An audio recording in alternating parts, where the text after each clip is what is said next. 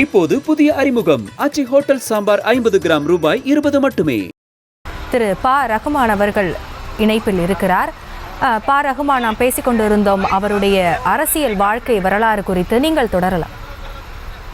இந்தியாவினுடைய பொருளாதாரம் செல்லக்கூடிய திசையை மாற்றி அமைத்த பிரதமராக, நிதியமைச்சராக, திட்டக்குழு தலைவராக, ரிசர்வ் வங்கியினுடைய ஆளுநராக, பொருளாதார ஆலோசகராக இருந்தவர் மன்மோகன் சிங்.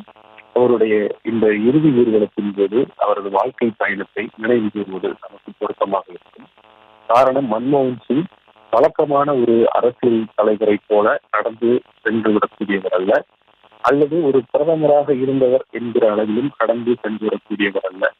இந்திய வரலாற்று, சுதந்திரத்திற்கு பிறகான இந்திய வரலாற்றில் 2 பிரதமர்களினுடைய பெயர்கள் முக்கியத்துவம் பெறுகின்றன. முதலாமவர் ஜவஹர்லால் நேரு. அவர்தான் இந்தியாவினுடைய பொருளாதார திசைவெளியை முதலில் தீர்மானித்தவர். கலப்பு பொருளாதாரம், சோசியலிச கலப்பு பொருளாதாரம் என்கிற பொருளாதார முன்மாதிரியை வைத்து அவர் இந்தியாவினுடைய பொருளாதாரத்தை நடைமுறை செய்தார். இதன் பிறகு 1991 ஆண்டில் இந்திய பொருளாதாரம் ஓப்பன் எக்கானமி என்று சொல்லக்கூடிய சிறந்த பொருளாதாரமாக அது மாறியது. அப்படி மாறுவதற்கு கருவியாக, காரணமாக முக்கிய பங்காற்றியவர் மன்மோகன் சிங். அந்த வகையில் இந்தியாவினுடைய வரலாறு சுதந்திரத்திற்கு பிறகு 1947 முதல் 1991 ஆண்டு வரை, அதே போல 1991 ஆண்டுக்கு பிறகு என 2ஆக பிரிக்கக்கூடிய தன்மையில் இருக்கிறது. காரணம், இந்தியா தேர்ந்தெடுத்துக் கொண்ட அந்த பொருளாதார பாதை. அந்த முதலில் தேர்ந்தெடுக்கப்பட்ட அந்த பொருளாதார பாதை என்பது நான் ஏற்கனவே குறிப்பிட்டது, அது ஒரு சோசியலிச கலப்பு பொருளாதார மாதிரியாகும். அது ஒரு தனியாரினுடைய பங்களிப்பை அனுமதிக்கக்கூடிய அதே நேரத்தில் அரசினுடைய கட்டுப்பாட்டில் பொருளாதாரத்தை வைத்திருக்கக்கூடிய ஒரு முறையாகும். அந்த முறைதான் 1991 ஆண்டு வரை நீடித்தது. இந்த பொருளாதார முறையை இந்தியாவுடைய வளர்ச்சிக்கு பின்னாளில் இடையூறாக மாறிவிட்டது. அரசினுடைய கட்டுப்பாட்டில் இருக்கக்கூடிய அந்த பொருளாதாரம் என்பது பரவலான முதலீடுகளை வரவழைப்பதற்கும், அதே போல உலக சந்தையோடு இந்தியாவை தொடர்பு கொள்ள செய்வதற்கும் பெரும் இடையூறாக இருக்கிறது, தடைக்கல்லாக இருக்கிறது என்கிற கருத்து 1991 ஆண்டுக்கு முன்பே நிலவி வந்தது.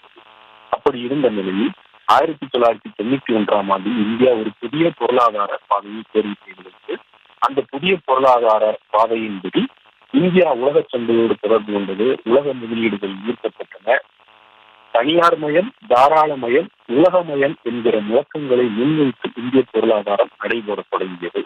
இந்த தனியார் மயம், தாராளமயம், உலகமயம் என்கிற இந்த முழக்கங்களை முன்வைத்து தொடங்கிய அந்த பொருளாதார பாதையில் தான் இந்தியா இன்று நடைபெற்றுக் கொண்டிருக்கிறது.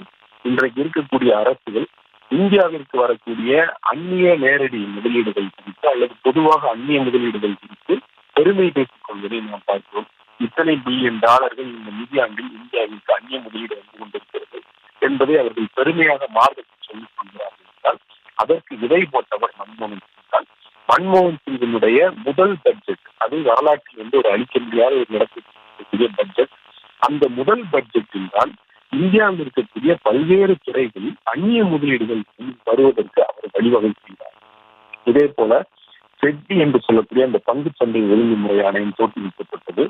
பங்குச்சந்தை, இந்திய பங்குச்சந்தைக்கு முதலீடுகள் வர தொடங்கியது. இந்த ஸ்டாக் மார்க்கெட் பூம் என்று சொல்வார்களே, அது போன்ற எழுச்சிகள் எல்லாம் மன்மோகன் சிங்குடைய வருகைக்கு பிறகு நிகழ்ந்திருந்தார்.